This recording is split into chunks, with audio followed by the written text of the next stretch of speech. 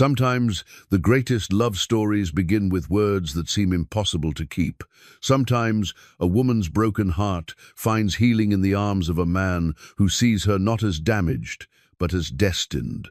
In 1887 Wyoming, Jed Brannigan stood 6'8", with the kind of strength that came from splitting logs and wrestling cattle. His new bride Eliza had buried one husband and believed her dreams of children died with him. But on their wedding day, Jed took her hands and made a promise that would echo through 13 winters. "You'll give me 10 sons." It wasn't a demand, it was devotion. What started as an impossible vow became a legacy written in love, loss, and the unbreakable bonds of family. But could one woman's heart truly carry such a burden? Before we jump back in, tell us where you're tuning in from, and if this story touches you, make sure you're subscribed, because tomorrow I've saved something extra special for you. The Wyoming Territory in the winter of 1887 was a place where dreams either froze solid or burned bright enough to melt the snow. Eliza Ray Brannigan, she still stumbled over that new surname, stood at the frost-etched window of what was now her cabin, watching her husband of 3 hours split wood in the fading afternoon light. Each swing of his axe sent echoes rolling across the valley like distant cannon fire, and each piece of split pine tumbled to the growing pile with the satisfaction of work that would keep them warm through the long nights ahead. She pressed her palm against the cold glass, her wedding ring catching the last rays of sun filtering through the heavy clouds. The simple silver band had belonged to Jed's mother. He'd told her that morning when he'd slipped it onto her finger in the tiny chapel that served Bitter Creek's faithful. It was worn smooth by decades of frontier life, and somehow that felt right. Nothing about this marriage was new or untested. It was built on the foundation of two people who understood that love wasn't always about butterflies and stolen kisses. Sometimes it was about choosing to stand together when the wind tried to knock you down.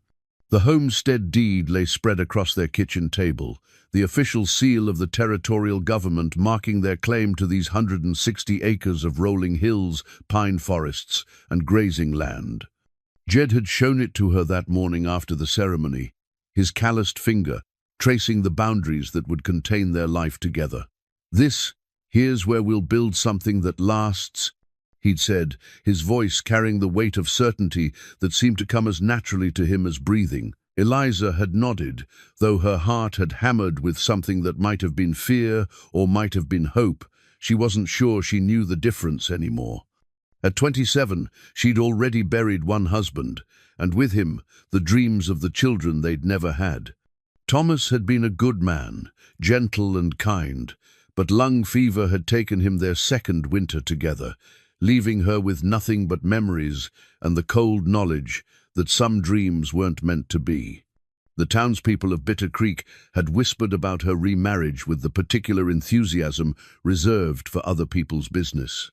She'd heard fragments of their conversations as she'd walked to the chapel that morning, her dark blue dress, her only good dress, rustling against her wool stockings. Poor thing, marrying again so soon. Wonder if she'll be able to give Jed what he wants. That Brannigan boy's got big dreams for such hard country.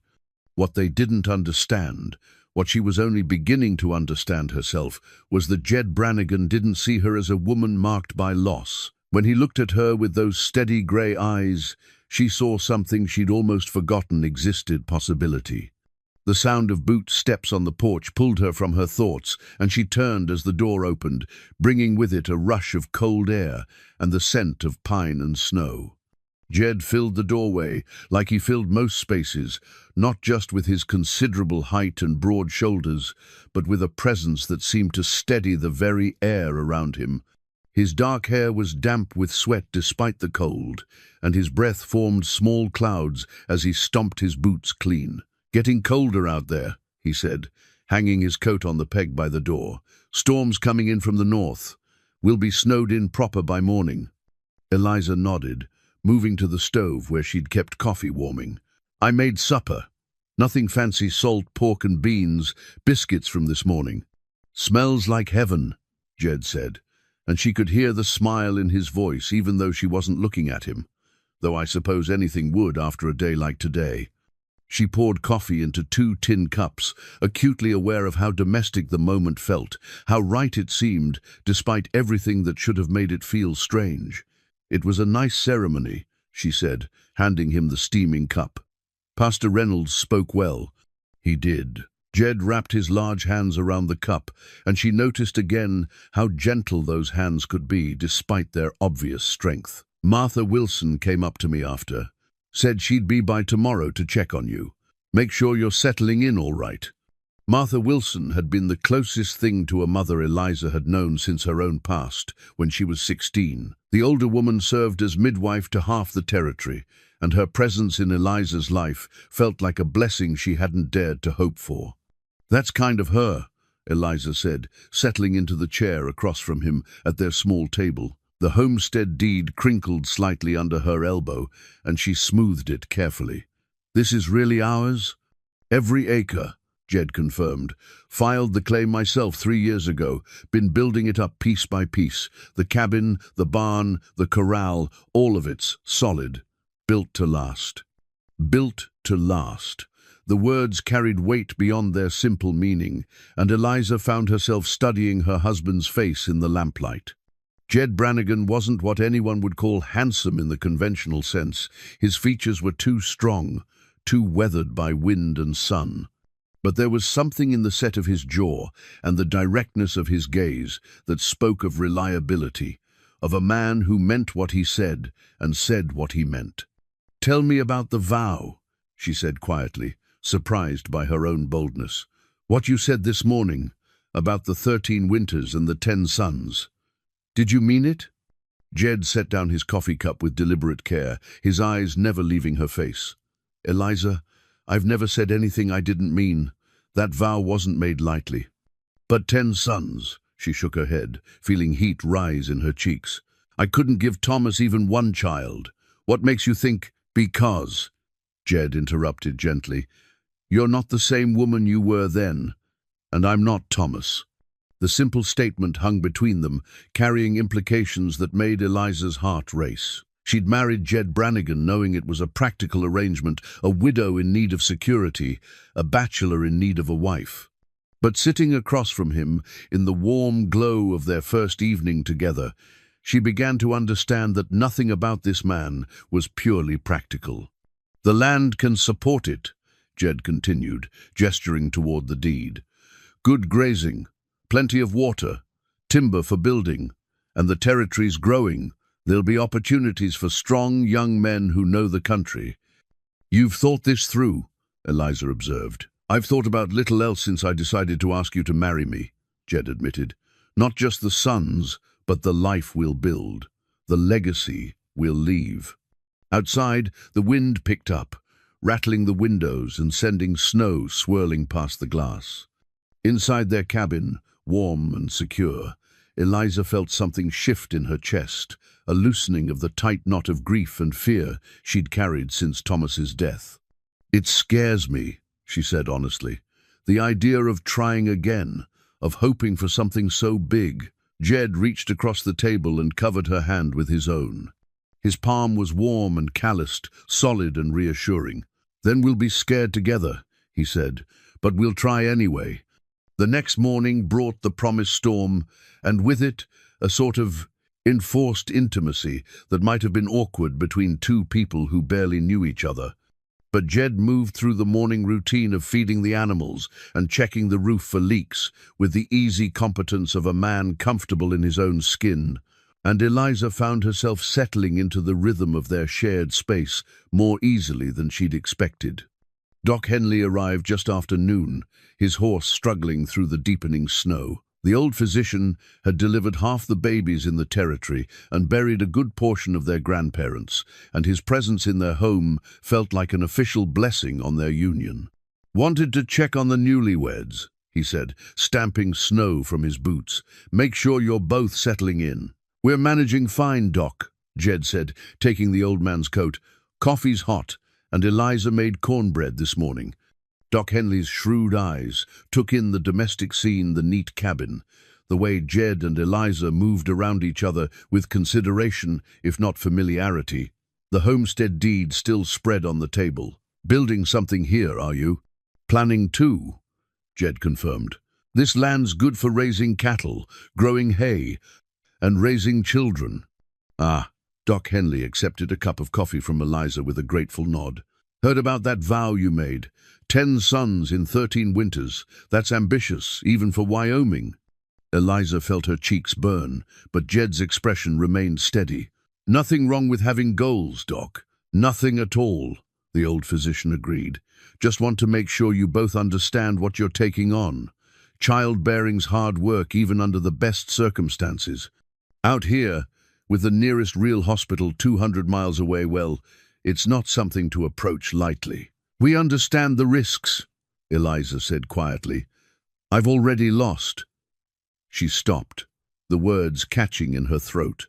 "She's stronger than she knows," Jed said firmly, "and she won't be doing this alone." Doc Henley studied them both for a long moment, then nodded approvingly.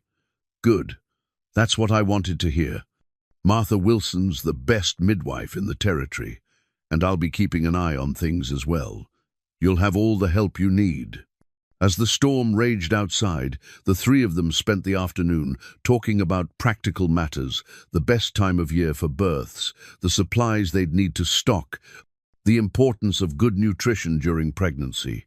It should have been embarrassing, discussing such intimate matters with a man she'd known less than a day, but Jed's matter-of-fact approach to the subject made it feel like planning any other aspect of their life together. By evening, Doc Henley had stayed for supper and regaled them with stories of other frontier families who'd built dynasties in the harsh Wyoming territory. "The Cartwrights up north," he said, gesturing with his fork.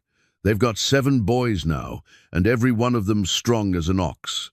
Started with nothing but determination and a good woman willing to take a chance." "What made the difference?" Eliza asked, genuinely curious. "Partnership," Doc Henley said without hesitation. "The couples that make it out here are the ones who understand they're building something together, not just a family, but a future."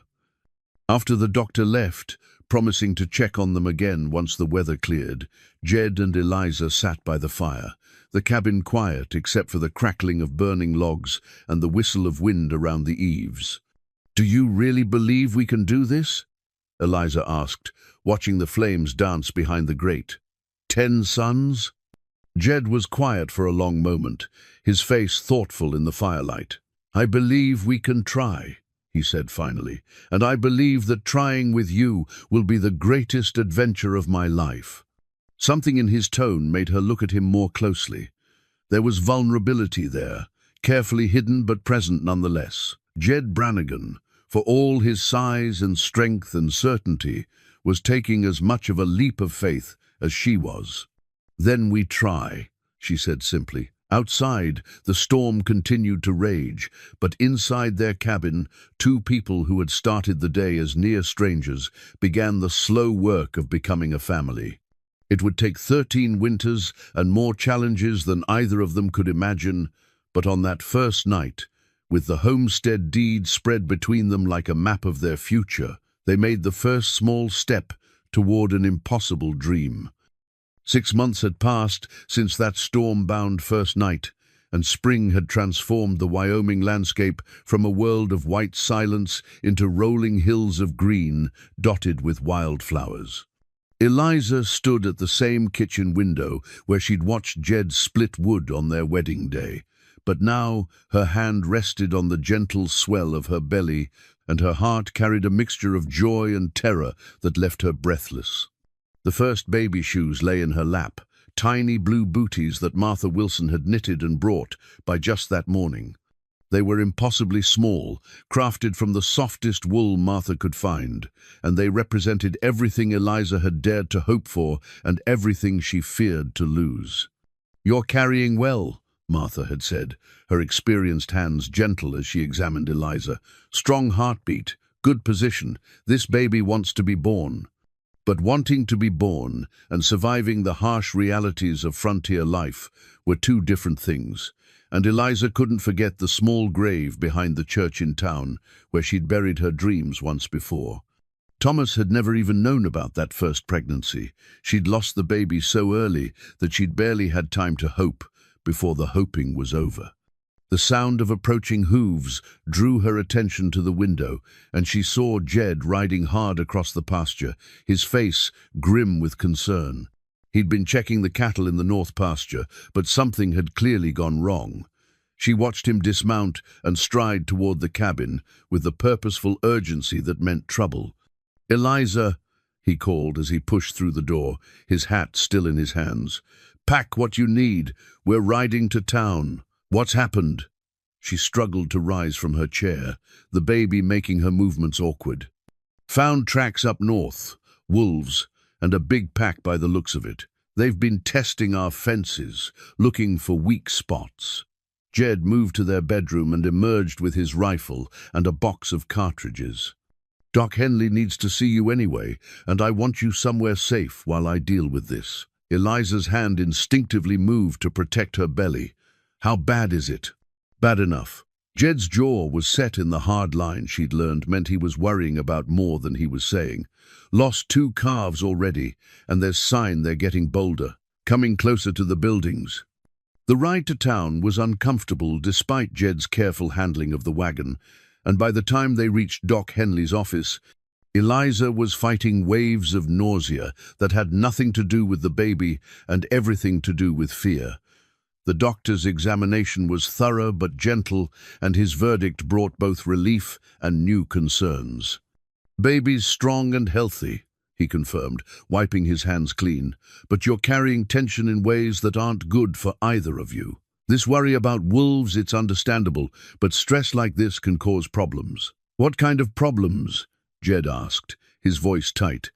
"Early labor, for one, and we're not ready for that yet. You're only 6 months along." Doc Henley fixed them both with a stern look. "Eliza needs rest and peace of mind. That baby needs time to grow."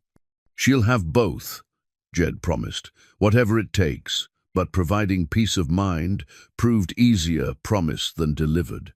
They spent 2 nights in town at the boarding house, while Jed organized a hunting party to track the wolf pack.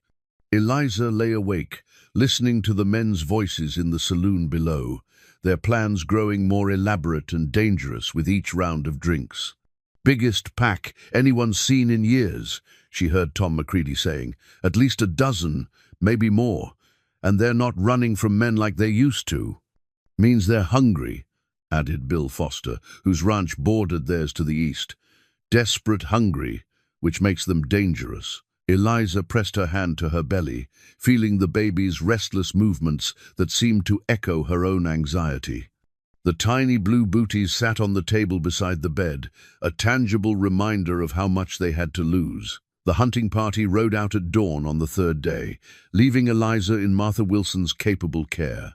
But by afternoon, word came back that sent ice through her veins.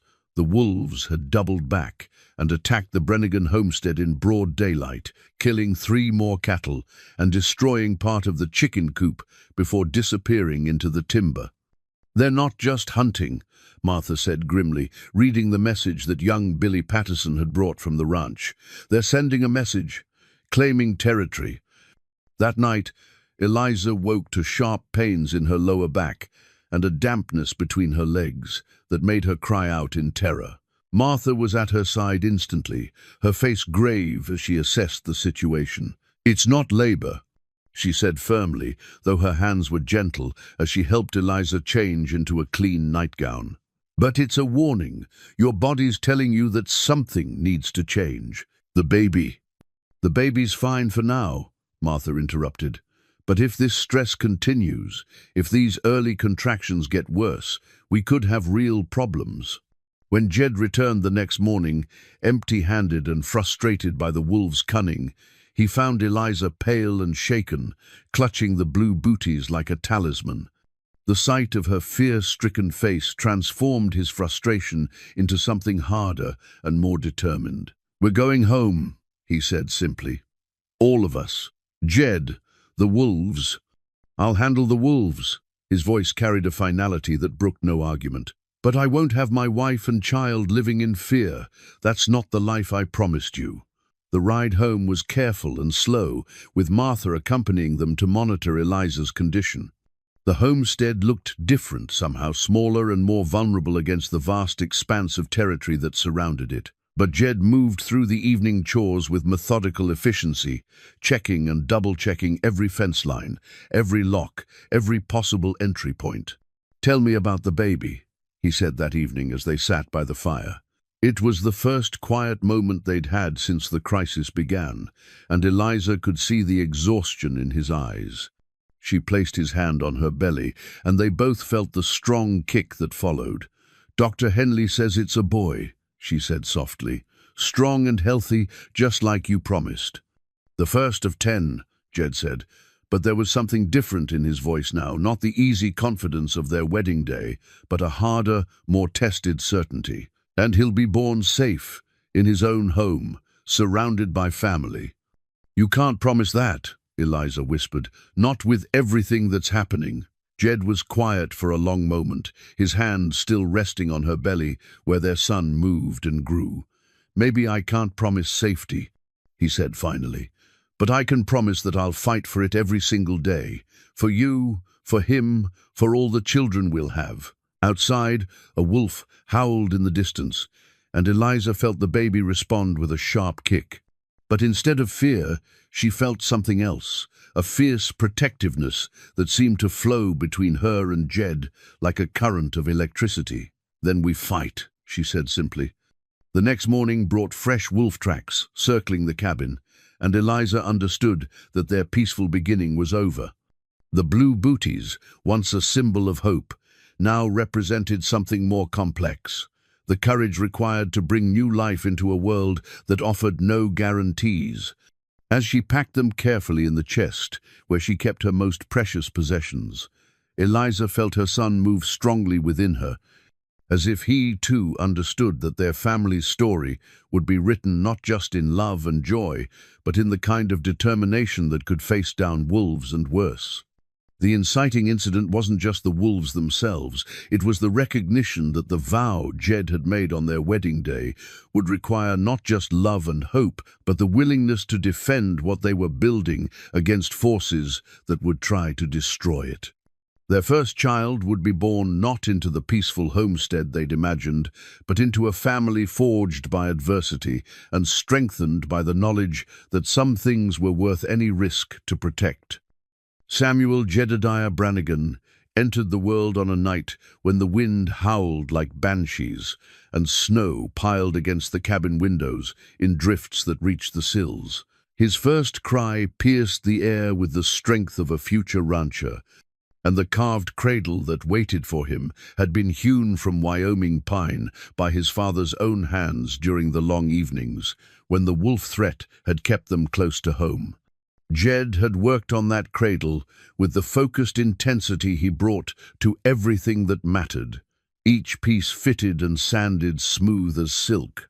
The headboard bore a simple carving of the Brannigan Ranch brand, a circle with a star inside, and the rockers were shaped to provide the gentle motion that would soothe a baby through the long frontier nights. Martha Wilson had arrived 2 hours before Samuel's birth, summoned by Jed's desperate ride through the blizzard to her cabin 5 miles away. She'd taken one look at Eliza's condition and rolled up her sleeves with the competence of a woman who'd delivered more babies than she could count. "This one's in a hurry," she announced, washing her hands in the basin Jed had prepared. "Strong contractions, good position. He'll be here before dawn." Jed paced the cabin's main room like a caged bear, starting every time Eliza cried out, his hands clenching and unclenching as if he could somehow share her pain through sheer force of will. The wolves had been quiet for weeks, driven deeper into the mountains by the harsh weather, but he'd positioned his rifle near the door just in case. "First babies usually take their time," Martha called from the bedroom, "but this little one seems to have his father's sense of urgency." When Samuel finally arrived, just as the first grey light of dawn touched the windows, his lusty wails filled the cabin with the sound of triumph. Jed was beside the bed in 2 strides, his weathered face transformed by wonder as he looked down at his son. 10 fingers, 10 toes and lungs like a bull calf, Martha announced, wrapping the baby in the soft blankets she'd brought. A fine start to your dynasty, Jed Brannigan. Eliza's exhaustion fell away as Martha placed Samuel in her arms. He was red and wrinkled and perfect, with a shock of dark hair that stuck up in all directions and tiny fists that grasped at everything within reach. When she offered him her finger, his grip was surprisingly strong for something so small. "Hello, Samuel," she whispered, and felt her heart expand in ways she hadn't known were possible. "We've been waiting for you." Jed's large hand was gentle as he touched his son's cheek. 9 more to go, he said softly, but there was no pressure in his voice, only joy at the miracle they'd created together. The first weeks of Samuel's life were a blur of feedings and diaper changes, and the particular exhaustion that comes with caring for a newborn in a frontier cabin. Eliza learned to function on fragments of sleep, her body recovering from childbirth while adapting to the demands of motherhood. But she also discovered reserves of strength she hadn't known she possessed. "You're a natural," Martha observed during one of her regular visits. She'd taken to checking on them twice a week, bringing supplies and advice in equal measure. "Some women struggle with the transition, but you've taken to it like you were born for it." Maybe she had been. Eliza found herself humming lullabies she didn't remember learning as she rocked Samuel in the cradle Jed had made. The simple melodies seemed to calm both baby and mother, creating a peaceful cocoon in the midst of the harsh Wyoming winter.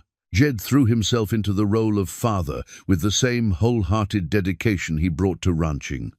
He could change diapers with surprising skill for such large hands, and he'd taken to walking the floor with Samuel during the colicky evening hours, his deep voice rumbling through songs and stories that seemed to fascinate his tiny son.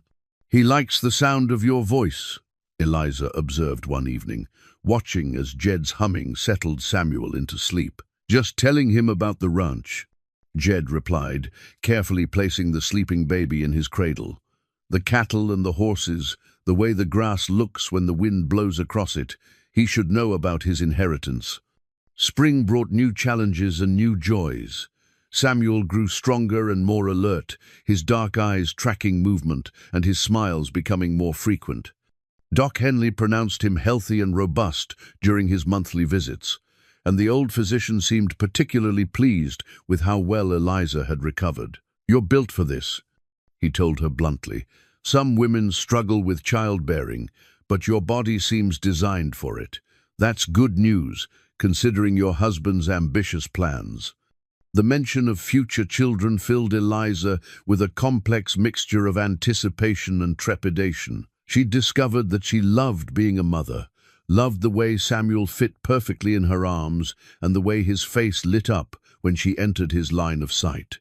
But the memory of those terrifying early contractions during the wolf crisis still haunted her quiet moments. As if sensing her thoughts, Jed appeared beside her with a cup of coffee and settled into the chair beside Samuel's cradle.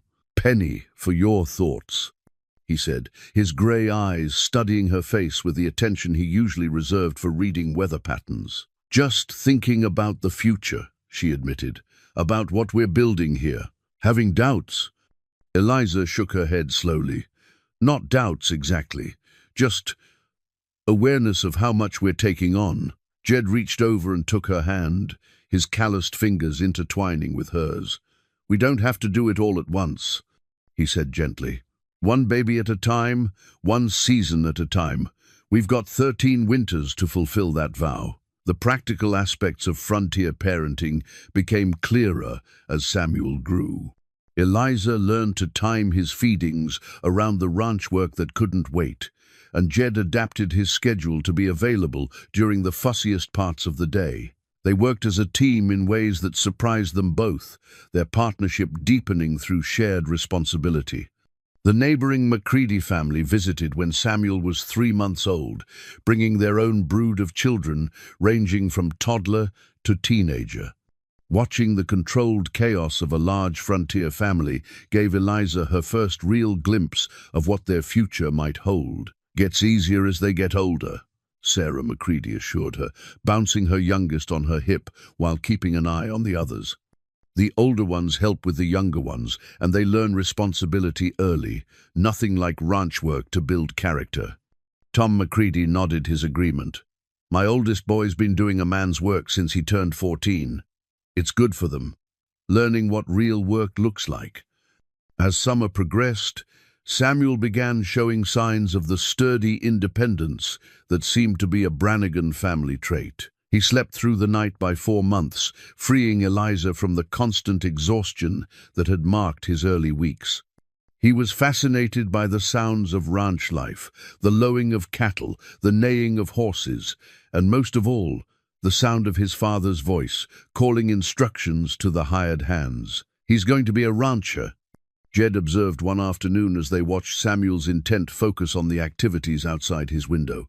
"Look how he tracks every movement, like he's studying how it all works." "He's got time to decide what he wants to be," Eliza said, but privately she agreed. Even at 6 months old, Samuel showed signs of his father's steady attention and his mother's determination.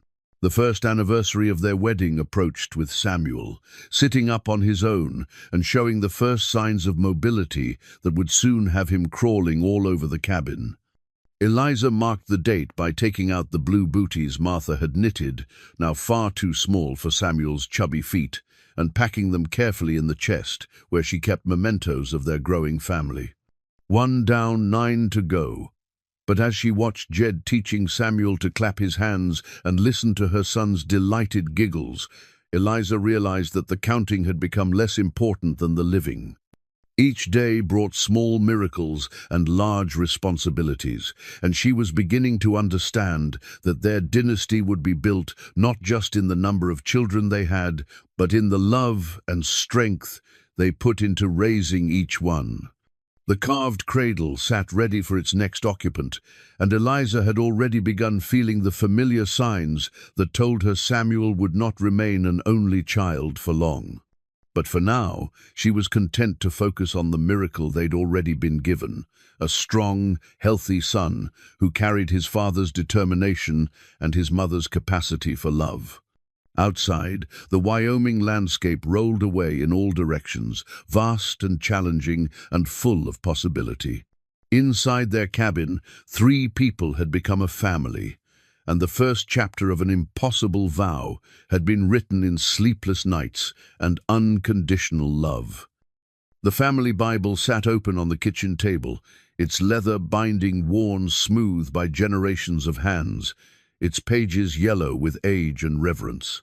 Eliza dipped her pen in the inkwell and carefully inscribed the second entry in what she'd begun thinking of as their sacred record. Jacob Thomas Brannigan, born October 15th, 1889, 7 pounds 4 ounces, healthy and strong.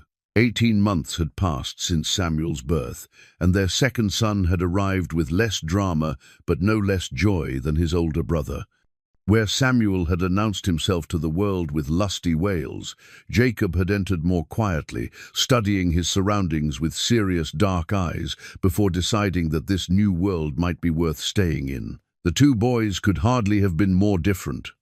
Samuel, now walking with the determined gait of a toddler who had places to go and things to explore, possessed his father's intensity and single-minded focus.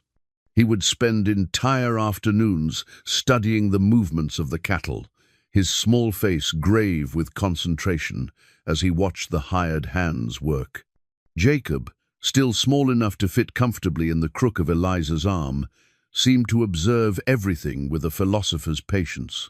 He rarely cried without good reason, but when he did need something, his protests were impossible to ignore.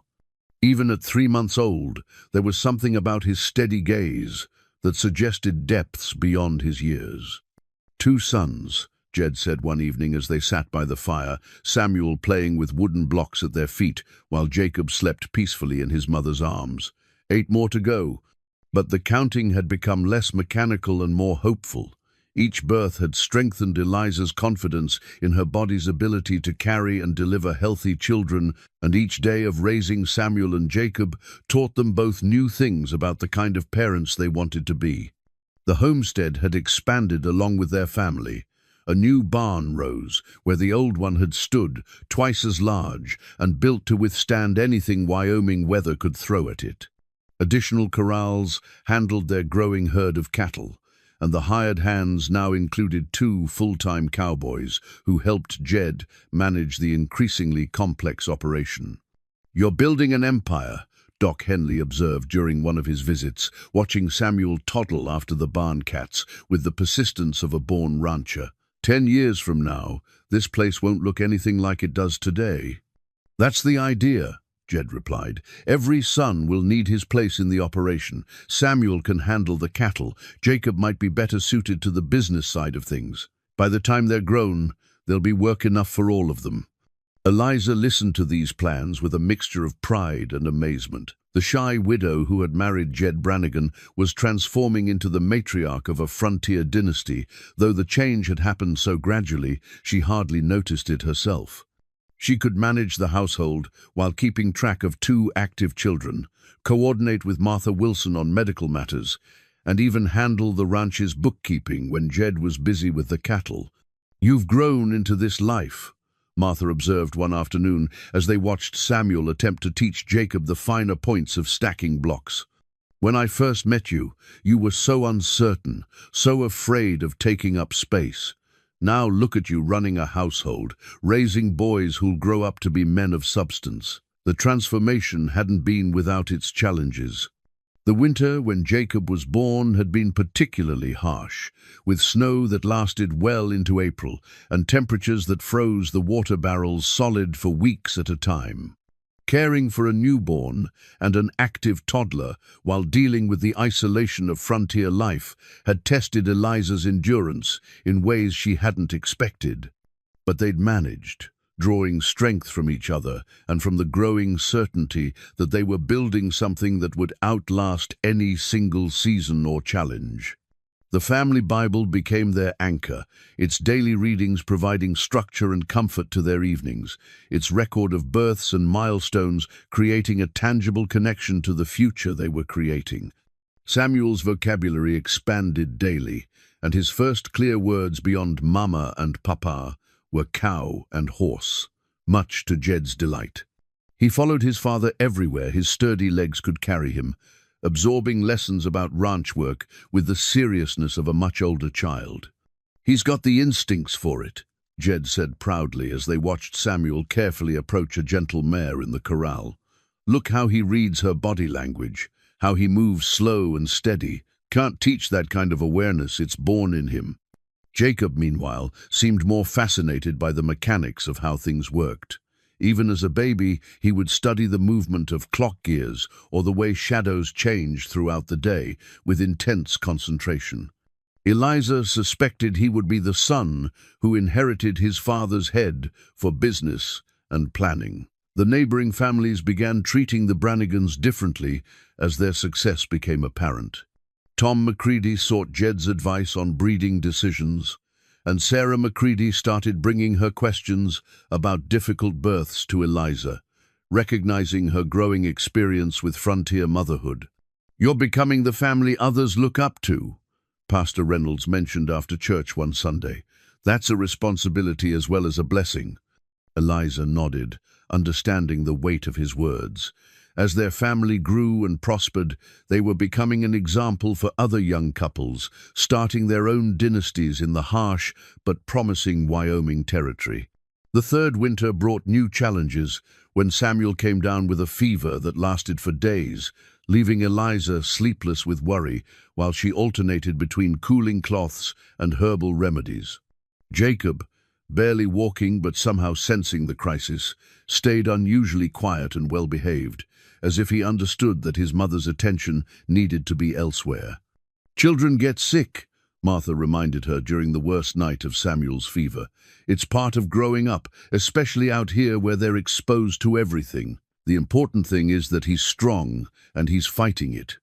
When Samuel's fever finally broke, Eliza felt a profound gratitude that went beyond relief. Each crisis survived made the family stronger, more capable of weathering whatever storms lay ahead. The boys were developing the hardy constitution that frontier life demanded, but they were also learning the importance of caring for each other through difficult times. By spring, both boys were thriving. Samuel had grown into a sturdy 2-year-old with his father's broad shoulders and his mother's determined chin. Jacob, at 15 months, was taking his first steps and showing signs of the thoughtful intelligence that would serve him well in years to come. "Time to think about the next one," Jed said one evening as they sat on the porch, watching the sunset paint the sky in shades of gold and crimson. Samuel was playing with a set of wooden animals Jed had carved for him, while Jacob sat contentedly in Eliza's lap, studying the changing colors with fascination. Eliza nodded, her hand instinctively moving to rest on her still flat belly, where she suspected their third child was already growing. The signs were familiar now, the subtle changes in her body that had preceded both Samuel and Jacob's conceptions. "I think we might not have to wait long," she said softly. The family Bible would soon need another entry, and the carved cradle would rock another Brannigan baby to sleep. But as Eliza watched her 2 sons and thought about the life they were building together, she realized that the vow Jed had made on their wedding day had become less about numbers and more about legacy. They weren't just having 10 sons, they were raising 10 future men who would carry forward the values of hard work, family loyalty, and determination that had brought their parents together. Each birth was not just a step toward fulfilling a promise, but a commitment to nurturing the character and strength that would serve these boys throughout their lives. The Wyoming territory stretched endlessly around them, harsh and beautiful and full of opportunity for those brave enough to claim it. In their small cabin, surrounded by the everyday miracles of family life, Jed and Eliza Brannigan continued the patient work of building a dynasty, one child at a time, one day at a time, with love deeper than the mountain roots and determination stronger than the wind that never stopped blowing across their chosen land. The hand-forged horseshoes hung in neat rows along the workshop wall, each one shaped by Jed's hammer and tongs to fit perfectly the hooves of their growing string of horses. The rhythmic ring of metal on metal had become as much a part of the ranch's daily symphony as the lowing of cattle and the laughter of children, and Eliza often found herself timing her household tasks to the steady beat of her husband's work at the anvil. "Papa's making music," 3-year-old Samuel declared solemnly as he watched his father shape hot iron with practiced precision. At his feet, the twins, Ezra and Caleb, born just 6 months ago, lay on a thick blanket, their dark eyes tracking the shower of sparks that flew with each hammer blow. The twins had arrived together on a night when spring thunder rolled across the territory like cannon fire, announcing their entrance to the world with the drama befitting their status as the ranch's first multiple birth. Martha Wilson had been ready for one baby and found herself delivering 2, her experienced hands moving efficiently between the boys as they made their entrance just minutes apart. Ezra had been first, arriving with a lusty cry that announced his determination to lead in all things. Caleb followed quietly, as if he'd been studying his brother's technique and decided to improve upon it with a more dignified approach. Even now, at 6 months old, their personalities remained distinct, Ezra bold and demanding, Caleb thoughtful and observant. 4 sons, Jed had whispered that morning as dawn broke over the homestead, exhaustion and wonder warring in his voice. "We're a third of the way there already." The homestead had transformed almost beyond recognition to accommodate their growing family. The original cabin now served as the main house's kitchen and common room, with additional rooms built onto the back and sides until the structure resembled a small compound more than a simple frontier home. Each addition had been carefully planned and solidly built, designed to last through decades of Wyoming weather and the wear and tear of an active family. Jacob, now a sturdy 2-year-old, had appointed himself the twins' protector and entertainer. He would spend hours sitting beside their blanket, showing them his collection of smooth stones or singing the nonsense songs that seemed to fascinate babies everywhere. His serious nature had been tempered by genuine affection for his younger brothers, and Eliza often found him patting their backs when they fussed or bringing them toys he thought they might enjoy. The ranch operation had expanded to match the family's growth. Their cattle herd now numbered in the hundreds, managed by a crew of 4 full-time cowboys who lived in the bunkhouse Jed had built near the main barn. The horses had multiplied as well, with breeding stock that was becoming known throughout the territory for strength and intelligence. "You're becoming quite the businessman," Tom McCready observed one afternoon as he examined a young stallion Jed was considering selling. "5 years ago, you were just another bachelor trying to scratch a living out of hard ground. Now, you're running an operation that's the envy of half the territory. Got the right motivation?" Jed replied, his eyes finding Samuel as the boy attempted to lead a gentle mare around the corral with more enthusiasm than skill, building something for them to inherit. But success brought new challenges. The Brannigan Ranch's prosperity had attracted attention beyond their immediate neighbors, and not all of it was friendly. Eliza had begun noticing strangers riding through their area, men who claimed to be drifters or traveling salesmen, but whose eyes seemed more interested in counting cattle and measuring distances than in conducting any legitimate business. "Rustlers," Martha Wilson said bluntly when Eliza mentioned her concerns. "They always show up where there's something worth stealing.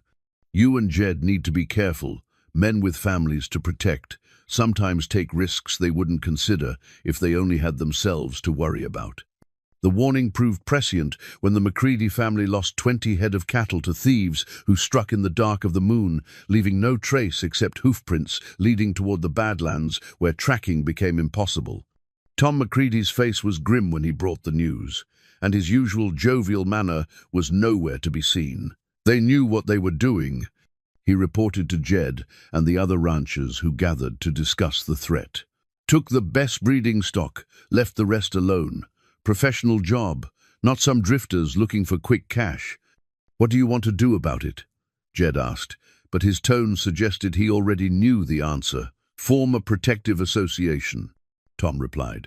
"Take turns riding patrol, share information about suspicious characters. These thieves count on us being isolated and unprepared. Time to show them that's not the case anymore." The Ranchers Association became a regular part of their lives, with men taking turns riding the boundaries of their combined holdings and reporting back on anything unusual. Jed participated fully, despite Eliza's concerns about leaving her alone with 4 young children while potential dangers lurked in the territory. "I can handle things here," she assured him, though privately she wondered if that was entirely true. Samuel was old enough to follow simple instructions and even help with basic tasks, but Jacob was still prone to the wandering curiosity of a 2-year-old, and the twins required constant attention. The solution came from an unexpected source when Sarah McCready appeared one morning with her own young daughter and a proposal that made perfect sense once Eliza heard it. "We wives need our own association," Sarah announced, settling her baby beside the twins on their blanket. "Take turns staying with each other when the men are out on patrol. Share the work and the worry both." The women's arrangement proved as effective as their husbands' protective association. Eliza discovered that managing 4 children became much easier when she had help, and the other ranch wives brought their own skills and experience to share. Mary Foster was an expert at managing large household projects, while Ann Patterson knew remedies for childhood ailments that hadn't appeared in any medical text. "You're becoming the heart of something bigger than just your own family," Martha Wilson observed during one of her regular visits. She'd been watching Eliza coordinate the women's schedules with the same efficiency Jed brought to ranch management. "Leadership suits you," The observation surprised Eliza, who still sometimes felt like the uncertain widow who had married Jed Brannigan with more hope than confidence. But when she looked around at the organized chaos of her household, Samuel helping Jacob stack blocks while the twins napped peacefully nearby, she could see the truth in Martha's words. By autumn, the protective measures seemed to be working. No more cattle disappeared, and the suspicious strangers became less frequent visitors to their area. But the experience had taught valuable lessons about the responsibilities that came with success and the importance of community cooperation in frontier life. "We're not just building a ranch anymore," Jed said one evening as they sat on the porch, watching Samuel and Jacob play in the yard while the twins slept in their mother's arms. "We're part of something bigger now, a community that looks out for each other." Eliza nodded, understanding that their family's growth had connected them to the wider world in ways they hadn't expected. The 10 sons they were raising wouldn't just inherit a ranch, they would inherit a place in a community of families who had chosen to build their futures together in the challenging but rewarding Wyoming territory. The hand-forged horseshoes represented more than just practical necessity now. Each one was shaped to fit perfectly, crafted with care and skill, designed to provide sure footing on uncertain ground. Like the family and community they were building, each piece was essential to the whole, and the strength of one contributed to the success of all. As winter approached, and the twins began showing signs of the robust health that characterized all the Brannigan boys, Eliza found herself thinking ahead to the children yet to come. 6 more sons to complete Jed's ambitious vow, but also 6 more members of a community that was growing stronger and more connected with each passing season. The forge would continue ringing with the music of creation, each strike of the hammer shaping not just iron, but the future they were all building together. The leather-bound journal lay open on Eliza's writing desk, its pages filled with her careful script, documenting the joys and sorrows of motherhood on the Wyoming frontier. Each pregnancy had earned its own section, each birth its detailed account, and each child his own collection of milestone observations, written in the quiet hours after the household had settled for the night. "Benjamin James Brannigan," she wrote by lamplight, her pen steady despite the exhaustion that seemed to live in her bones these days. Born March 20, 1892, after a difficult labor that lasted 18 hours. Strong and healthy despite the struggle, with his father's broad shoulders and what I suspect will be his grandfather's stubborn streak. 5 sons now grace their home, ranging from Samuel at nearly 6 years old to baby Benjamin, barely 3 months. Between them were Jacob at 4, the twins Ezra and Caleb approaching 3, and baby David, whose entry she had not yet been able to write about, though he slept peacefully in the cradle beside her desk. David's birth 6 weeks ago had been preceded by a loss that still left Eliza's heart raw with grief. The baby between Benjamin and David had been lost at 5 months, a tiny life that had flickered briefly before departing as quietly as it had arrived. She'd carried that child through the harsh winter, feeling the gentle movements that promised another addition to their growing family, only to wake one February morning to silence and the terrible knowledge that something had gone wrong. "These things happen," Doc Henley had said gently after confirming what Eliza already knew. "Especially to women who've carried multiple children in quick succession, your body needs time to recover between pregnancies." But Eliza's body seemed determined to fulfill Jed's vow, regardless of medical advice or personal cost. David had been conceived barely 2 months after the miscarriage, arriving healthy and strong despite his mother's fears that she might lose him too. 6 pregnancies in 7 years, Martha Wilson had observed with characteristic bluntness during her examination after David's birth. "Your body's strong, Eliza, but it's not made of iron. You need to rest between babies if you want to see all 10 of those sons grow to manhood." The warning had fallen on deaf ears, though not from stubbornness. Eliza found herself unable to deny Jed the intimacy that had produced 5 healthy sons, especially when she saw how tenderly he cared for each boy and how his face lit up with wonder at each new addition to their family. But the miscarriage had shaken something fundamental in her faith, not in God or in Jed, but in her own body's ability to carry every pregnancy to term. For the first time since their wedding day, the vow that had seemed like destiny began to feel like a burden too heavy to bear. "Tell me what you're thinking," Jed said softly, settling into the chair beside her writing desk. He'd been putting the older boys to bed, a nightly ritual that involved stories about ranch life and gentle reminders about morning chores. Eliza set down her pen and looked at her husband's weathered face, seeing the concern there, mixed with exhaustion that matched her own. Running a ranch that now employed 8 men while raising 5 young boys was taking its toll on both of them. "I'm thinking about the baby we lost," she admitted, "wondering if I should have done something different, rested more, worried less." "Doc Henley said there wasn't anything you could have done," Jed reminded her, reaching over to take her hand. "Some things are in God's hands, not ours." "I know." Eliza looked down at her journal, at the blank space where she should have written about the child they'd never held. "But it makes me afraid for the ones we haven't had yet. What if—" "Then we'll face whatever comes," Jed interrupted gently.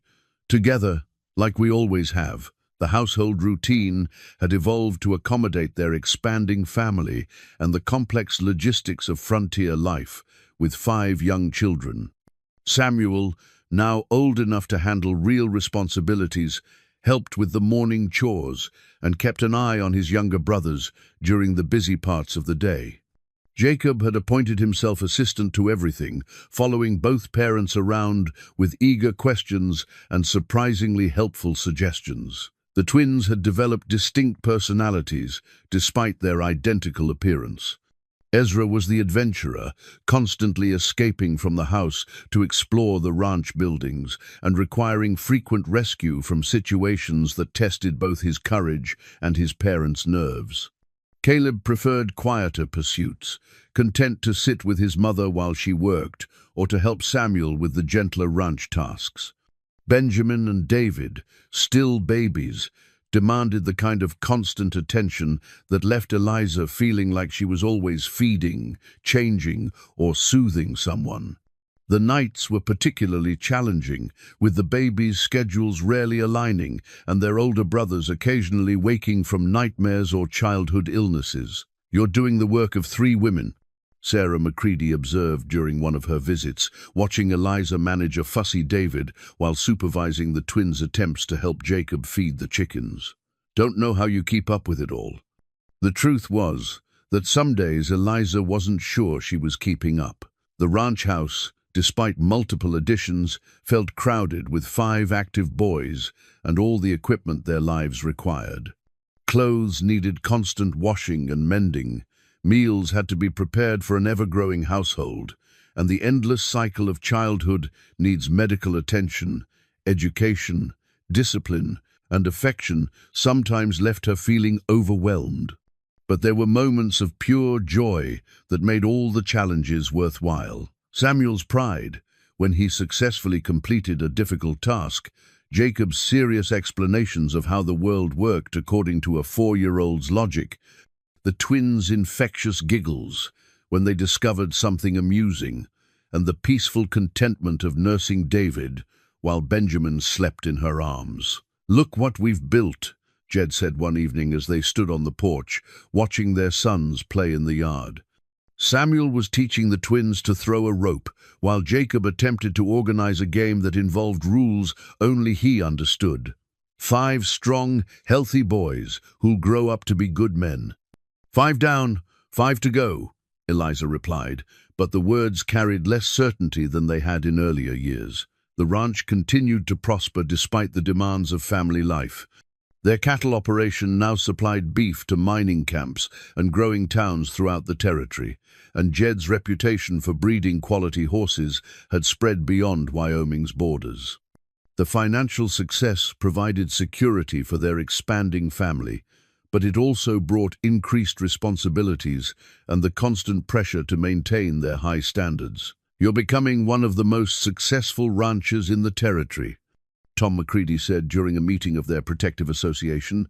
"That makes you a target for people who'd rather steal success than earn it."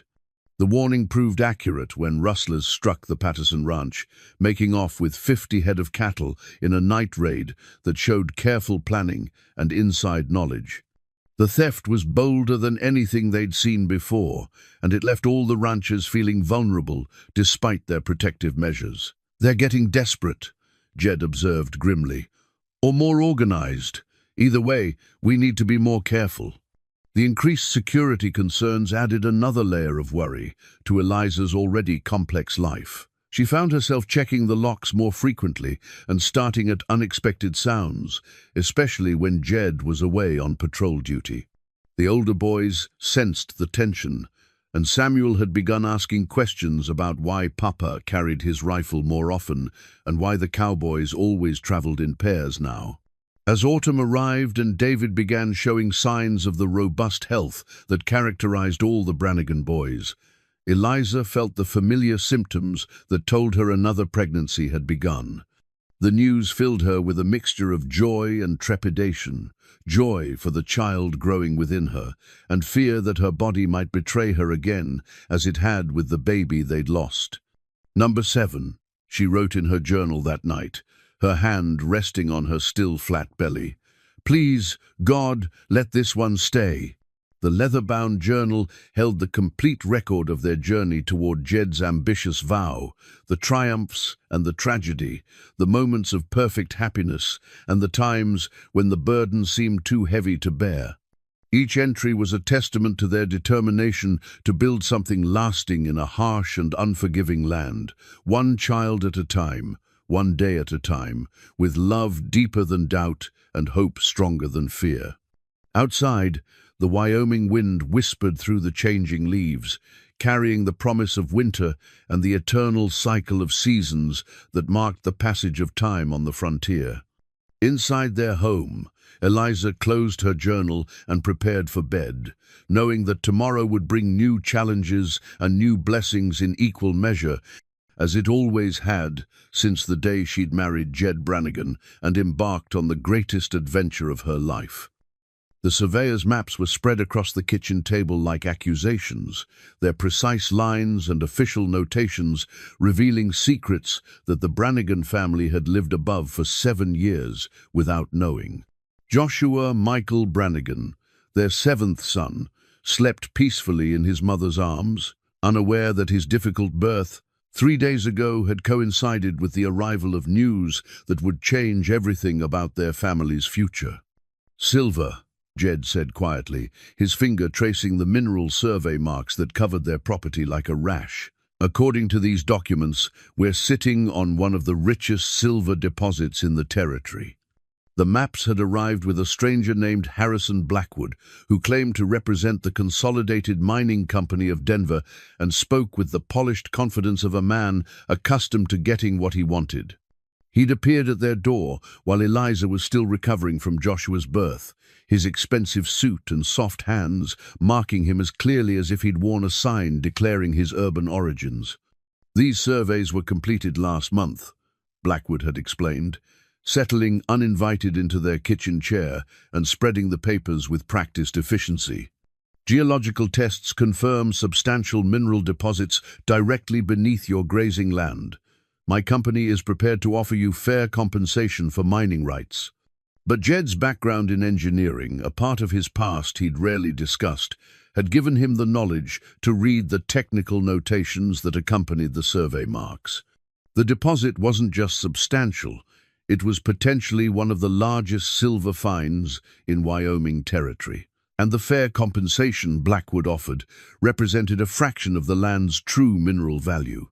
"You worked in mining before you came here," Eliza said. It wasn't a question. 7 years of marriage had taught her to read the subtle changes in her husband's expression, and she could see recognition in his eyes as he studied the geological reports. "Colorado," Jed admitted, Spent 3 years as a mining engineer before I decided I'd rather raise cattle than dig holes in the ground. Saw too many good men die in cave-ins and too many communities destroyed by mining fever. The revelation explained things Eliza had wondered about: his unusual knowledge of machinery and construction techniques, the precision with which he'd planned their ranch buildings, and the way he sometimes looked at the mountains as if he could see through the rock to what lay beneath. "That's why you chose ranching," she said, understanding flooding through her. "You knew what mining could do to a place, and what it could do to families," Jed confirmed grimly. "Mining companies come in like locusts, strip everything of value, and leave behind poisoned ground and broken communities. I wanted to build something permanent, something that would still be here for our sons' sons." But Blackwood's visit had revealed that their choice might not be entirely their own. The surveyor's maps showed mineral rights that predated their homestead claim, legal complications that could override their ownership of the surface land. The stranger had been polite but firm about the company's intentions to begin mining operations, whether the Brannigans cooperated or not. "These men you saw scouting the area," Martha Wilson said when she heard about the mining company's interest. "The ones you thought were rustlers, they were probably surveyors, mapping the deposits and planning their operations." The pieces began fitting together with disturbing clarity. The mysterious strangers, the increased interest in their property from supposed cattle buyers, even some of the more aggressive rustling attempts. All of it made sense if viewed through the lens of mining company competition for valuable territory. Samuel, now nearly 8 years old and possessed of his father's sharp intelligence, had been listening to the adults' conversations with growing concern. "Are they going to take our ranch, Papa?" he asked one evening as Jed tucked him into bed. "Not if I can help it," Jed promised. But Eliza could hear the uncertainty beneath his confident words. The older boys sensed the tension that had settled over their household like a storm cloud. Jacob appointed himself entertainment director, organizing elaborate games to keep the twins occupied, while their parents dealt with increasingly frequent visits from men in expensive suits who spoke of mining rights and legal obligations. Even the babies seemed affected by the stress, with Joshua proving fussier than his brothers had been at the same age. "We could fight it in court," Tom McCready suggested during an emergency meeting of the Ranchers Association. "Pool our resources, hire lawyers from back east who understand mineral law. Courts favor mining companies." Bill Foster replied grimly, "They've got government connections, influence with territorial officials. Small ranchers don't stand much chance against that kind of power." But Jed's engineering background had given him insights that the other ranchers lacked. Studying the survey maps in detail, he'd identified weaknesses in the mining company's plans that suggested their legal position might not be as strong as they claimed. "These mineral rights surveys overlap with our homestead claims in ways that violate territorial law," he explained to the gathered men. "The original filings were done improperly, without adequate notice to existing landowners. We might have grounds for challenge if we can prove the surveys were conducted illegally." The revelation energized their resistance efforts, but it also escalated the conflict. Blackwood's subsequent visits became less polite and more threatening, with references to powerful friends in territorial government and reminders about the fate of ranchers who stood in the way of legitimate mining operations. "Your family's safety isn't something to gamble with," he said during his most recent visit, his eyes moving meaningfully over the household that now included 7 young boys. "Mining camps attract rough men, dangerous types, who don't always respect property boundaries or personal safety." The threat was clear enough to make Eliza's blood run cold, but it also strengthened her resolve. These men saw their family as an obstacle to be removed, rather than people with legitimate rights to the land they'd worked and improved for 7 years. "We're not leaving," she told Jed that night as they sat by Joshua's cradle, watching their newest son sleep peacefully. "This is our home, our children's inheritance. We'll fight for it." "Fighting might mean risking everything we've built," Jed warned. These companies have resources we can't match, connections we don't have. Then we'll find other resources, Eliza replied firmly. Other connections. We're not the only family facing this threat, and we're not powerless. The next morning brought unexpected allies when Pastor Reynolds arrived with news that mining companies were targeting churches and schools throughout the territory, claiming mineral rights that would force entire communities to relocate. The religious and educational leaders were organizing their own resistance, with resources and connections that complemented the ranchers' practical knowledge. This isn't just about individual properties anymore, the pastor explained. It's about whether we're going to let outside interests destroy the communities we've spent years building. As word spread about the Brannigan family situation, support arrived from unexpected quarters. Former military officers who'd settled in the territory offered tactical advice. Territorial officials who resented outside interference provided legal guidance, and even some miners who'd seen their own communities destroyed by careless extraction practices volunteered information about mining company weaknesses. We're not just fighting for our ranch, Eliza realized as she watched the coalition of supporters grow. We're fighting for the right of families like ours to build permanent homes in this territory. The surveyor's maps that had initially seemed like instruments of destruction were becoming tools of resistance. Jed's engineering knowledge allowed him to identify flaws in the mining company's plans, while the legal expertise of their new allies revealed procedural violations that could invalidate the mineral claims entirely. Joshua, growing stronger each day despite the chaos surrounding his birth, represented both the hope and the vulnerability that drove his parents' determination. 7 sons now depended on their ability to protect the family's future, with 3 more to come if they were to fulfill the vow that had started their journey together. The plot twist that began with silver deposits beneath their land had evolved into something larger, a test of whether families committed to building permanent communities could stand against corporate interests focused only on short-term profit. The outcome would determine not just the Brannigan family's future, but the kind of territory Wyoming would become as it moved towards statehood. The maps remained spread on their kitchen table, but they no longer looked like accusations. Instead, they had become evidence in a case that would define the rights of families to the land they'd claimed, improved, and defended against both natural and human threats. The battle for their home was about to begin in earnest. The Winchester rifle hung above the fireplace like a promise and a warning, its polished stock reflecting the lamplight, as Jed cleaned and loaded it for what felt like the 100th time in recent weeks. Nathan Peter Brannigan, their 8th son, lay sleeping in the cradle nearby, his peaceful breathing a stark contrast to the tension that had settled over their household like smoke from a distant fire. 3 months had passed since the mining company's legal challenges had begun in earnest, and the Brannigan Ranch had become the focal point of a territorial battle that would determine the rights of homesteaders against corporate interests. The older boys understood that something momentous was happening, though they couldn't grasp the full implications of the struggle consuming their parents' attention. "Papa's going to court again tomorrow," Samuel announced to his younger brothers as they sat around the kitchen table working on their lessons. At nearly 9 years old, he'd appointed himself interpreter of adult affairs for the rest of the family, to fight the bad men who want to dig holes in our land. "Why do they want to dig holes?" Jacob asked, his 6-year-old logic struggling with the concept of mining for profit rather than necessity. "Because there's silver under our pastures," Samuel explained, with the authority of someone who'd overheard many adult conversations. "But Papa says if they dig it up, it'll poison the grass and kill the cattle."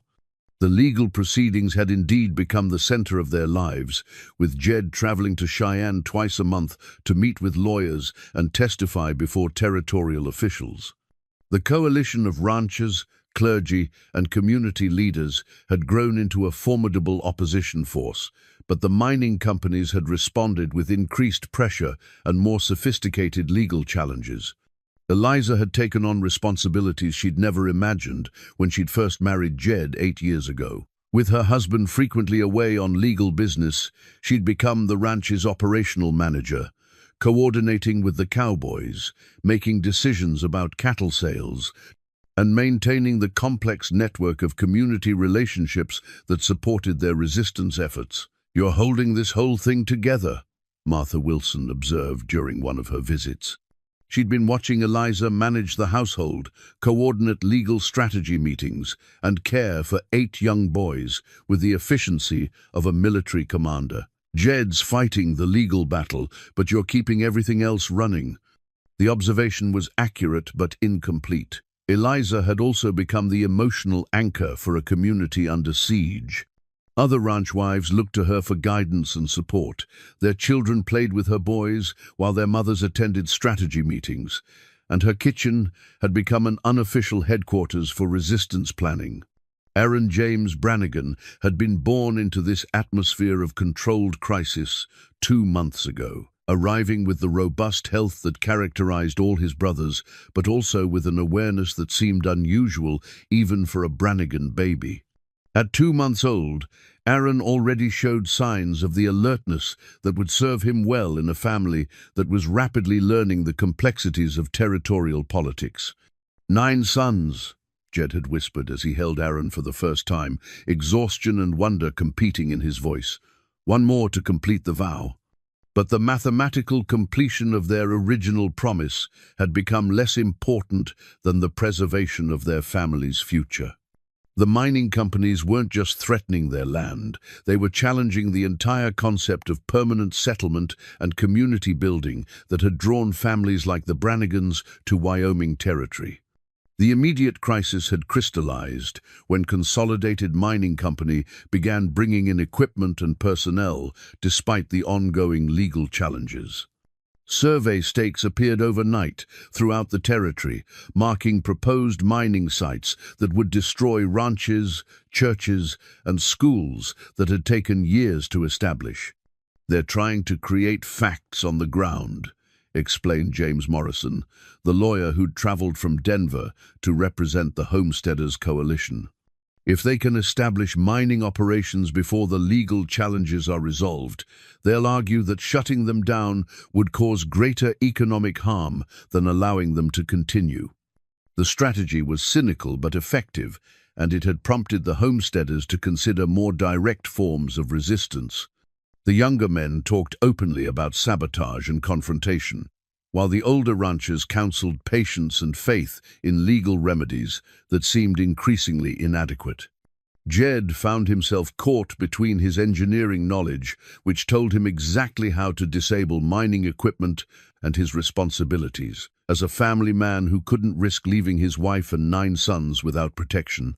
The Winchester above the fireplace represented that internal struggle, the tool that might be needed to defend what law couldn't protect. "Tell me what you're thinking," Eliza said one evening as they sat by the fire, Aaron nursing quietly while the older boys slept upstairs. The house felt different now, charged with possibility and threat in equal measure. "I'm thinking about our sons," Jed admitted, his eyes moving from baby Aaron to the ceiling where 7 other boys lay dreaming, "about what kind of territory they'll inherit if we lose this fight. And if we win, then they'll inherit something worth having," Jed replied. "Land that's truly theirs, communities built to last, the knowledge that their parents stood up for what was right." The next morning brought news that would force those abstract considerations into immediate action. Tom McCready arrived at dawn with word that mining company enforcers had occupied the Patterson Ranch during the night, claiming mineral rights superseded homestead claims and ordering the family to vacate within 24 hours. "They had papers," Tom reported grimly. "Official-looking documents with territorial seals. Bill Patterson's family is packing what they can carry and heading to his brother's place in Colorado." The forced eviction sent shockwaves through the ranching community and galvanized opposition in ways that months of legal maneuvering hadn't achieved. If the mining companies could seize one established ranch with impunity, no homesteader's property was safe. "This is it," Jed announced at the emergency meeting called for that afternoon. "They've stopped pretending this is about legal procedures. It's about power now, and whether we're willing to defend what's ours." The Winchester rifle came down from its place above the fireplace that evening, cleaned and loaded and ready for whatever the morning might bring. But Jed also spent hours reviewing the engineering documents and geological surveys that had become their most effective weapons in the legal battle. "We're not just defending our ranch," he told Eliza as they made their final preparations. "We're defending the right of families to build permanent homes in this territory, without fear that outside interests can destroy everything they've worked for." Samuel and Jacob had been given specific responsibilities in case of emergency, protecting the younger boys, following predetermined evacuation routes, knowing where to find help if their parents couldn't provide it. The twins, now 5 years old, understood that something serious was happening, but remained confident that their parents could handle any challenge. The babies, Benjamin at 4 years old, David at 3, Joshua at 2, Nathan at 8 months, and Aaron at 2 months were too young to understand the crisis, but old enough to sense the tension that filled their household. They stayed closer to their parents, required more comfort, and seemed to sleep less soundly than usual. "Whatever happens," Eliza said as they stood together on the porch, looking out over the land they'd claimed and improved and defended for 8 years, "we'll face it as a family." The Winchester rifle rested easily in Jed's hands, its weight familiar from years of hunting and protection duties. But the weapon represented something different now, not just personal defense, but the willingness of a community to protect the civilization they'd built against forces that saw it only as an obstacle to profit.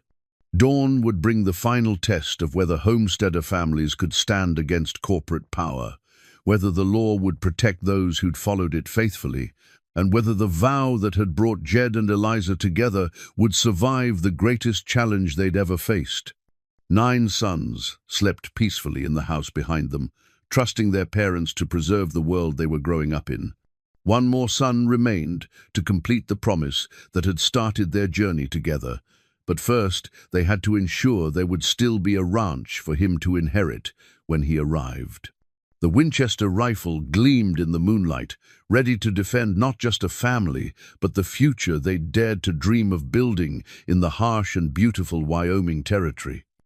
The telegraph messages arrived at dawn, crackling with urgency across the wire lines that connected their remote ranch to the territorial capital.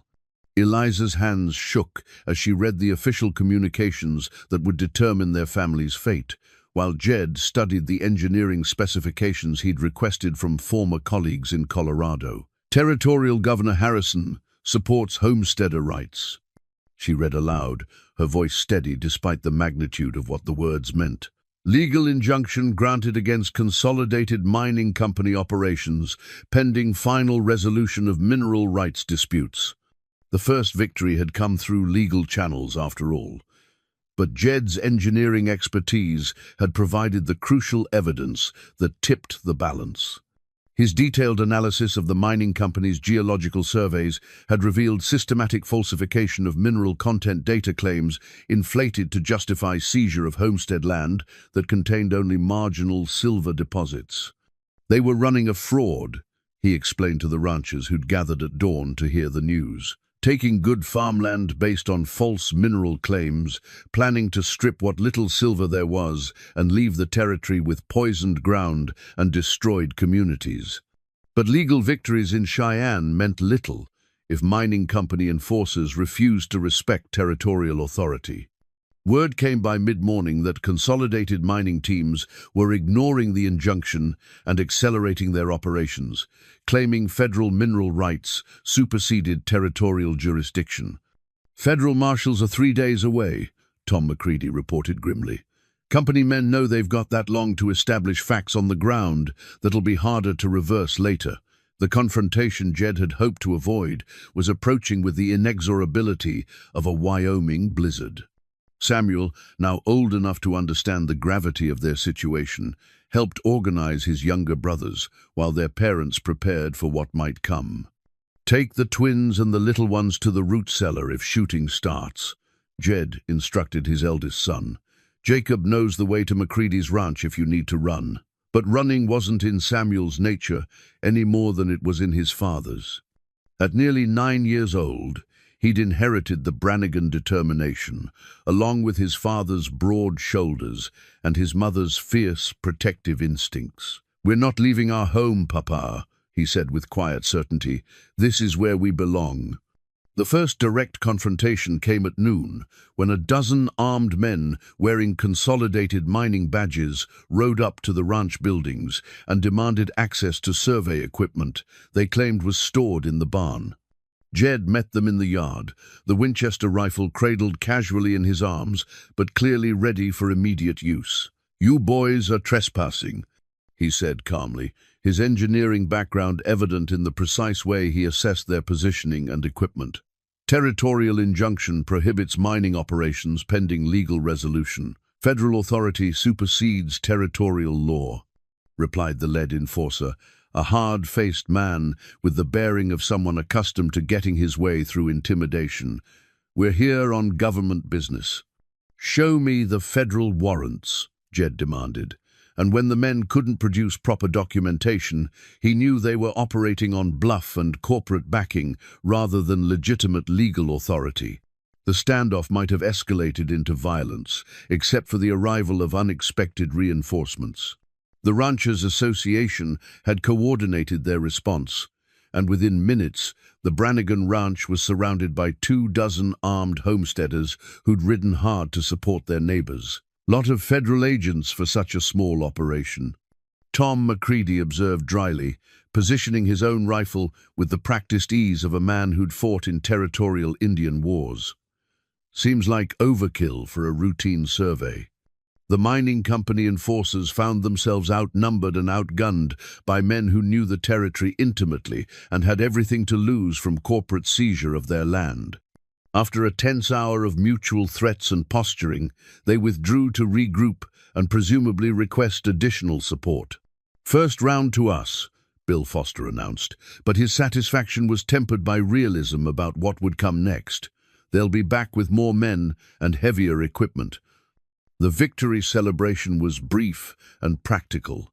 Eliza coordinated with the other ranch wives to establish supply lines and communication networks that would support extended resistance if necessary. The older boys were assigned specific roles in monitoring approaches to the ranch and maintaining security for their younger brothers. But the most significant development came that afternoon when riders arrived from Cheyenne, carrying news that changed everything about their situation. The territorial legislature had passed emergency legislation recognizing homesteader rights over contested mineral claims, and federal authorities had agreed to honor territorial jurisdiction in exchange for guarantees about legitimate mining operations. "Your engineering report broke their case wide open," explained James Morrison, the lawyer who'd coordinated their legal defense. "When federal investigators confirmed the fraudulent survey data, Consolidated Mining lost all credibility with territorial authorities." The second telegram contained even better news. The territorial government had not only upheld their homestead rights, but had also imposed heavy fines on Consolidated Mining for fraudulent claims and illegal intimidation of legitimate settlers. The company would be banned from future operations in Wyoming territory. "It's over," Eliza breathed, hardly daring to believe that the months of tension and uncertainty had finally ended in complete victory. But Jed's engineer-trained caution wouldn't let him celebrate until they'd confirmed that mining company personnel had actually departed the territory. He organized patrols to verify the withdrawal and ensure that no equipment or personnel remained to cause future problems.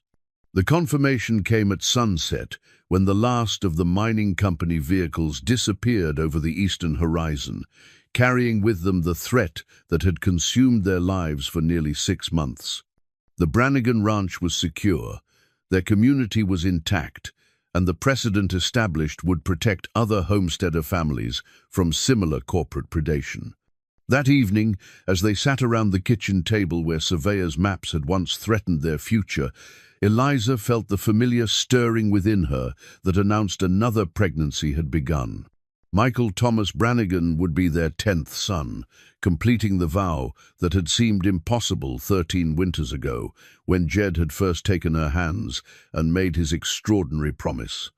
The legal victory was complete, but its significance extended far beyond their individual family. They'd proven that homesteader communities could stand against corporate power when they worked together, that territorial law could protect those who followed it faithfully, and that families committed to building permanent homes could overcome even the most sophisticated threats to their future. Samuel helped put his younger brothers to bed that night, his childhood shortened by months of adult responsibilities, but his character strengthened by the knowledge that his family had stood for something important and won.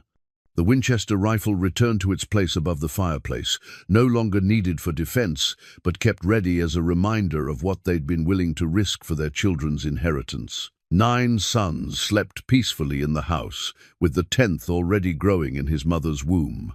The vow was nearly complete, the ranch was secure, and the community they'd helped build was stronger for having faced its greatest challenge and emerged victorious.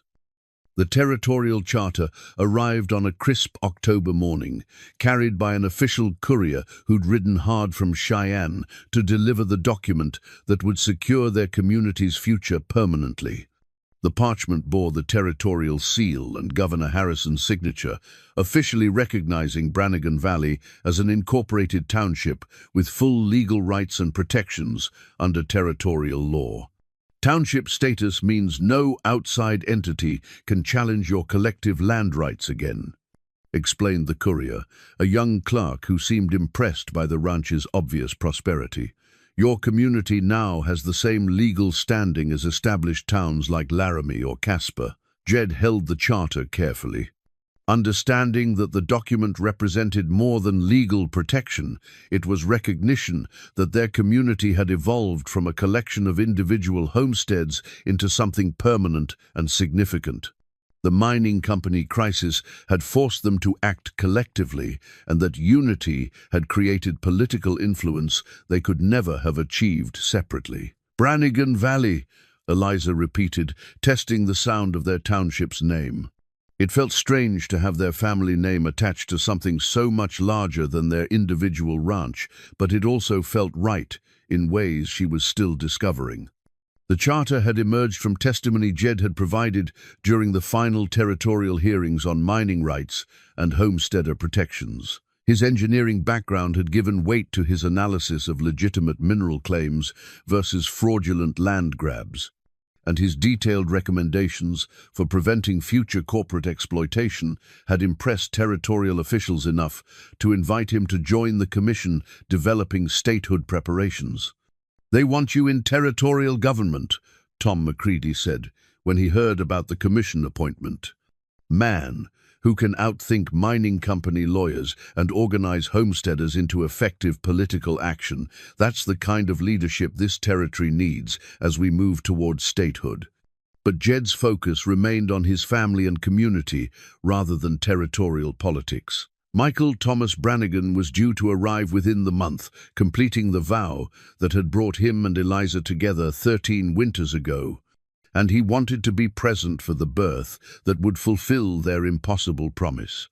The ranch had become the unofficial center of Brannigan Valley Township, with the community school meeting in their largest barn and Sunday services held in the grove of cottonwoods.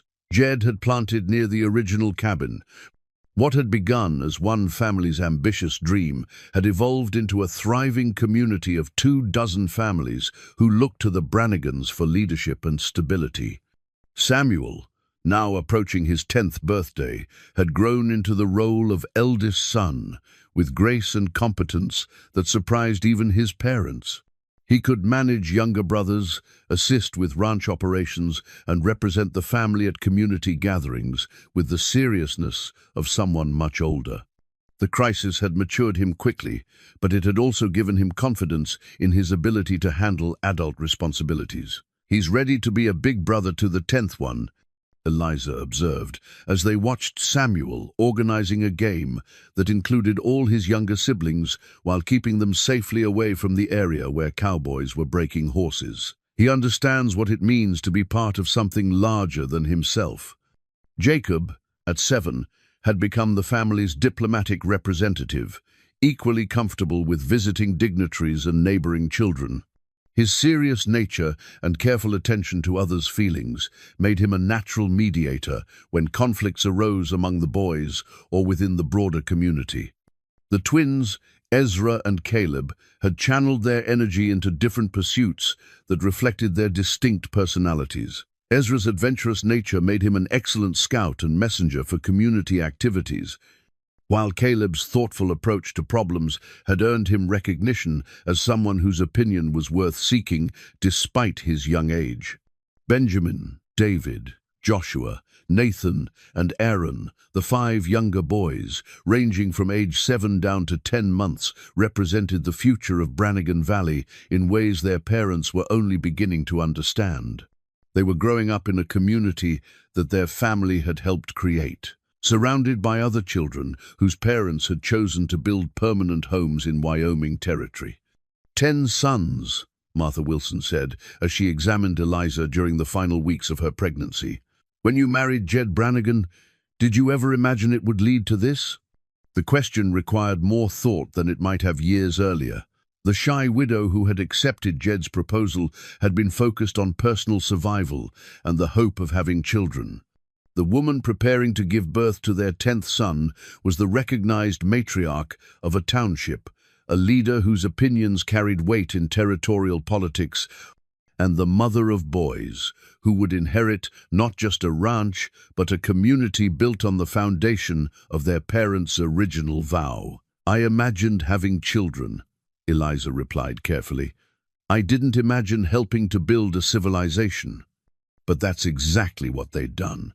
Brannigan Valley now boasted a school, a church, a general store, and a network of mutual support that had proven its effectiveness during the mining company crisis. Other territories were sending delegations to study their model of community organization and cooperative defense against corporate exploitation. The final legal resolution came through official channels that validated everything they'd fought to achieve. Federal investigators had not only confirmed the fraudulent nature of Consolidated Mining's claims, but had also uncovered a systematic pattern of similar fraud throughout the Western Territories. The company faced federal prosecution, its officers were banned from future territorial operations, and new regulations would prevent similar schemes from threatening legitimate homesteaders. Your engineering analysis was the key that broke the whole thing open, James Morrison reported during his final visit as their legal representative. Federal prosecutors say it's the most comprehensive technical refutation of fraudulent mining claims they've ever seen. The victory had implications beyond their immediate community.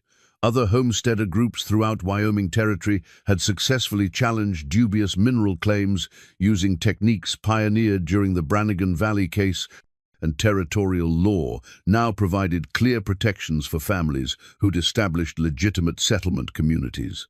Michael's birth came on a cold November morning when frost painted the windows, and the older boys' breath made clouds as they did their morning chores. Martha Wilson had been staying with them for a week, her experienced presence providing comfort during the final stages of what would be Eliza's last pregnancy.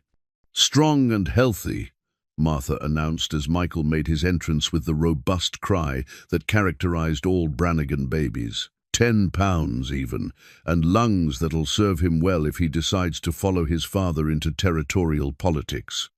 Jed held his 10th son with the wonder that had accompanied each birth, but also with a profound sense of completion.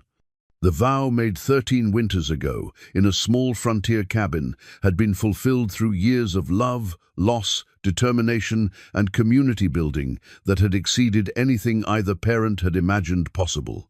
10 sons, he said softly, his voice carrying satisfaction and amazement in equal measure. 13 winters, exactly as promised. But the numbers had become less important than what they represented. Each son was an individual with his own personality and potential. Each birth had strengthened their family and community, and the collective achievement represented something unprecedented in territorial history. The territorial charter that established Brannigan Valley as an official township would remain the most visible symbol of what they'd built together. The document guaranteed legal protection for their community while recognizing the precedent they'd established for cooperative homestead development and resistance to corporate exploitation. Samuel helped organize the celebration that brought together families from throughout their valley to welcome Michael and mark the completion of his parents' extraordinary vow. The gathered neighbors understood they were witnessing history, the fulfillment of a promise that had seemed impossible when it was made, but had become the foundation for an entire community's prosperity and security. The original cabin where Jed and Eliza had spent their first winter together now served as the township's administrative center, its simple rooms expanded and modified to accommodate the governmental functions of their incorporated community. The homestead deed that had once defined their individual property rights had evolved into the township charter that protected all their neighbors' futures. 10 sons, 13 winters, one impossible vow, fulfilled through determination, love, and the recognition that the greatest achievements require not just individual effort, but the support of communities built on shared values and mutual commitment to permanent settlement in a challenging but rewarding land. The family portrait sat in the place of honor on the mantelpiece, a formal photograph taken during Michael's first birthday celebration that captured all 12 members of the Brannigan family in their Sunday finest. 13 winters had passed since Jed's impossible vow, and the daguerreotype served as tangible proof that some dreams, no matter how ambitious, could indeed become reality through love, determination, and unwavering commitment. Eliza studied the image as she prepared breakfast for her family, still amazed by what they'd accomplished together. The woman in the photograph bore little resemblance to the uncertain widow who had married Jed Brannigan in a frost-bitten chapel so long ago. This woman stood with confidence beside her husband, surrounded by 10 sons whose faces reflected strength, intelligence, and the kind of character that could only be forged through growing up in a family that demanded excellence while providing unconditional love. Samuel, now nearly 11, had grown tall and broad-shouldered like his father, with the serious demeanor of someone who understood his responsibilities as the eldest. He could manage ranch operations when needed, lead his younger brothers through daily routines, and represent the family at community gatherings with dignity that impressed adults throughout Brannigan Valley. Jacob, approaching 9, had developed into the family diplomat, equally comfortable with visiting territorial officials and neighboring children. His thoughtful nature and genuine concern for others made him a natural leader in different ways than Samuel, and both parents could see that he would likely follow his father into the territorial politics that were becoming increasingly important as Wyoming moved toward statehood. The twins, Ezra and Caleb, had channeled their identical appearance into complementary roles that served the family and community well. Ezra's adventurous spirit made him an excellent messenger and scout, while Caleb's analytical mind had already shown aptitude for the business aspects of ranch management that were becoming more complex each year. Benjamin, David, Joshua, Nathan, Aaron, and baby Michael represented the future in ways that extended far beyond their individual family.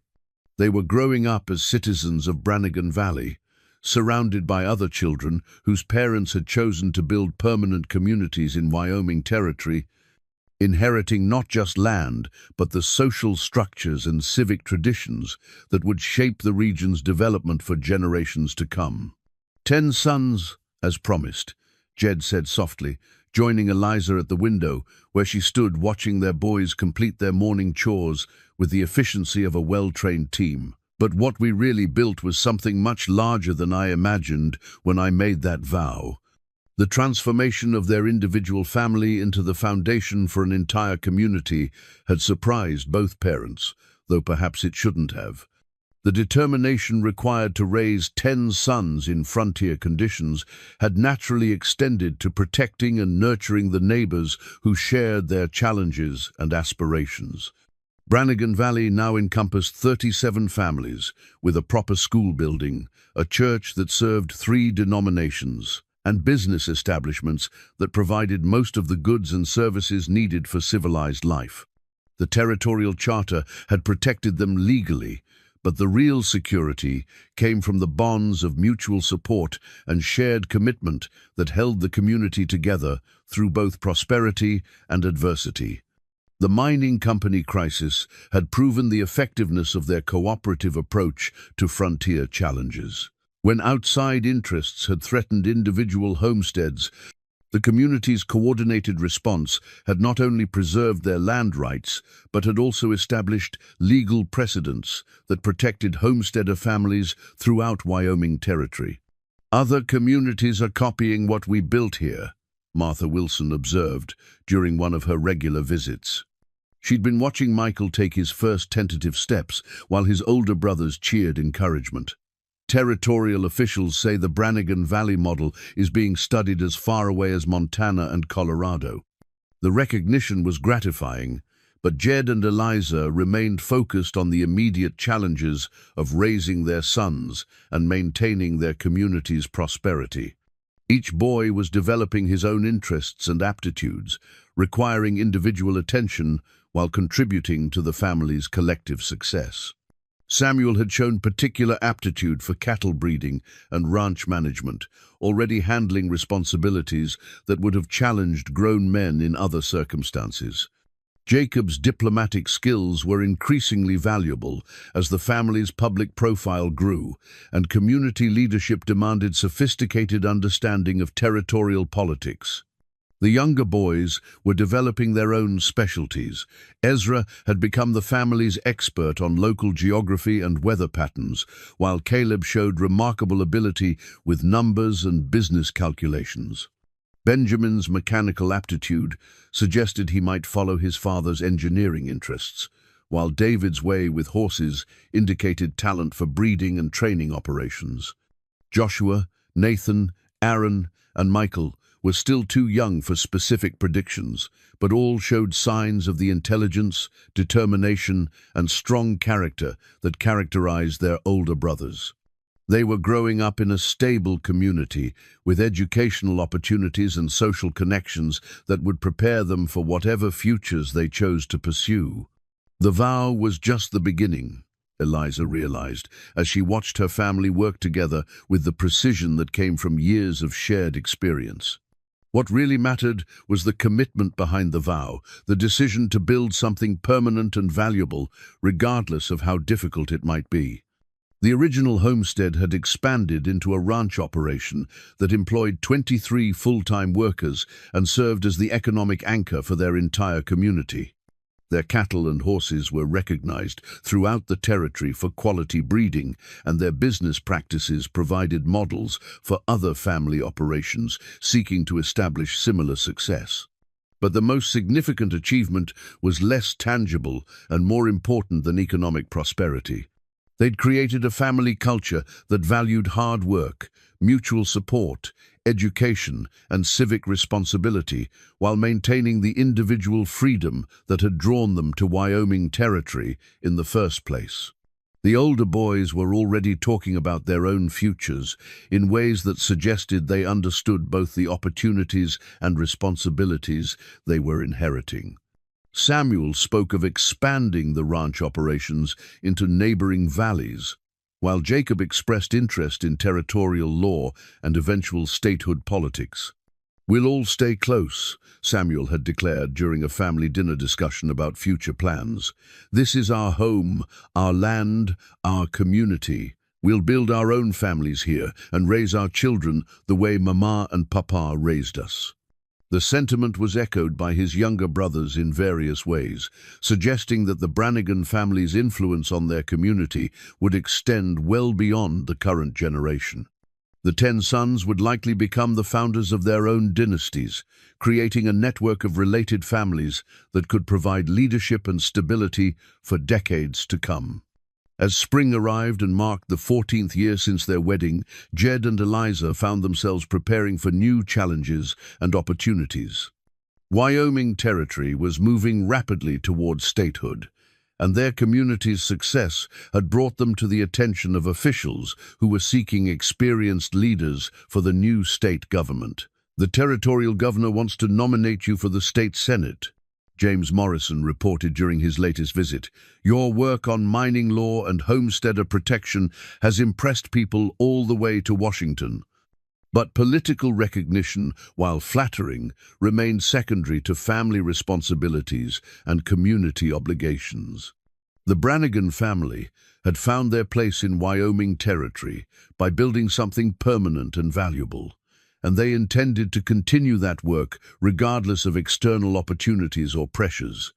The family portrait captured a moment in time, but it also represented something timeless about the rewards that come from taking on impossible challenges with complete commitment.